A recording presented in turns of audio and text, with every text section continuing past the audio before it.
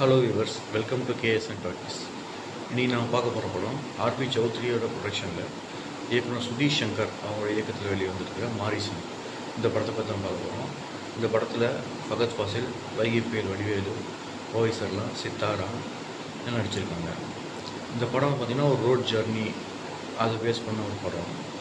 Alzheimer நோயால் பாதிக்கப்பட்ட வடிவேலு குட்டி குட்டியாக திருடம் பண்ணிகிட்ருக்க ஃபகத் ஃபாசில் சாரும் சேர்ந்து ஒரு ட்ராவல் ஸ்டார்ட் பண்ணுறாங்க.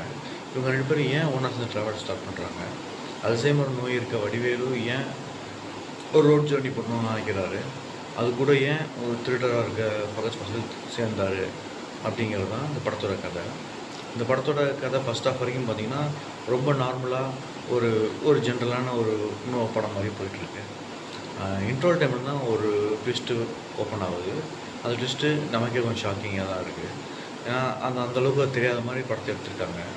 இந்த படம் பார்த்திங்கன்னா ஒரு கமர்ஷியல் எலிமெண்ட்டுக்குள்ளே எதுவுமே இல்லாத ஒரு படம் என்னை பொறுத்த வரைக்கும்.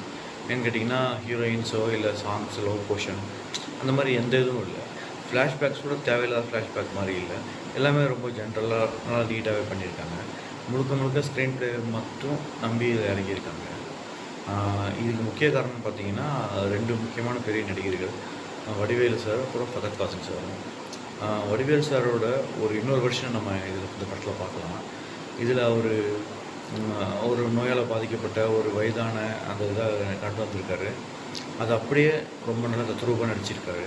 நமக்கு ஒரு சீனில் கூட அவர் நம்ம பழைய வடிவேலு ஞாபகமே வரல. அந்தளவுக்கு நீட்டாக பர்ஃபார்மன்ஸ் கொடுத்துருக்காரு. ஒரு எக்ஸ்பீரியன்ஸ்ட் ஆர்டிஸ்டோட பர்ஃபார்மன்ஸ் என்னன்றதை இந்த படத்தில் அவர் காமிச்சிருக்காரு. கூடவே ஃபகத் ஃபாசில், அவர் நடிப்பு பற்றி நம்ம சொல்ல தேவையில்லை. ரொம்ப நீட் அண்ட் க்ளீனான பர்ஃபார்மன்ஸ் அவர் கொடுத்துருக்காரு. இவங்க ரெண்டு பேரும் ஜர்னி நடக்குது. அந்த ஜர்னியில் என்ன ட்விஸ்ட் ஆகுது? ஃபகத் ஃபாசில் ஏன் அல்சைமர் நோய் உள்ள வடிவேலு கூட சேர்ந்து ஜர்னியில் இருக்காரு அப்படிங்கிறது ஒரு பெரிய ட்விஸ்ட்டாக இருக்குது. இன்னொரு விஷயம் என்னென்னு பார்த்தீங்க அப்படின்னா, இந்த படத்தில் எந்த கமர்ஷியல் எலிமெண்ட்டும் இல்லாதது.